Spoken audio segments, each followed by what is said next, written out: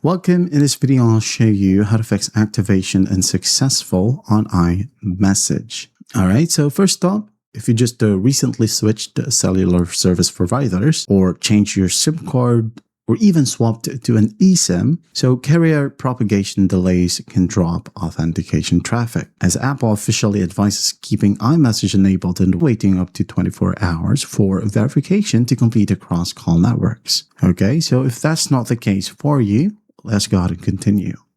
So first fix, go ahead over to settings. Now just use the search bar at the very top, okay, right here, and just type down date. Tap on date and time right here. And then just make sure that this one is set automatically. If it's already set to set automatically, disable it for now and then re-enable it. Once that's done, just go ahead and go back and test it out. If that still won't work, we are going to try to force restart iMessage and FaceTime.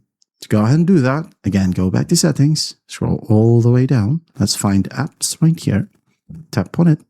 Now tap on messages first. We have iMessage.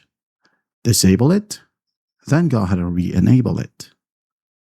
After that, just wait for send and receive right here to pop out your numbers. Okay, there you go. That means it's successfully restarted. Now go ahead and go back, find FaceTime right here, and do the same thing. Disable it, re-enable it, and just wait for your accounts right here to pop out. And there you go. And after that, all you gotta do is just test your SMS connection by sending a standard text by using messages right here.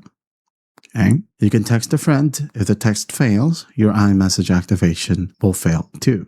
So again, the first thing that I've told you earlier, you can just go ahead and choose to wait for 24 hours until everything is updated.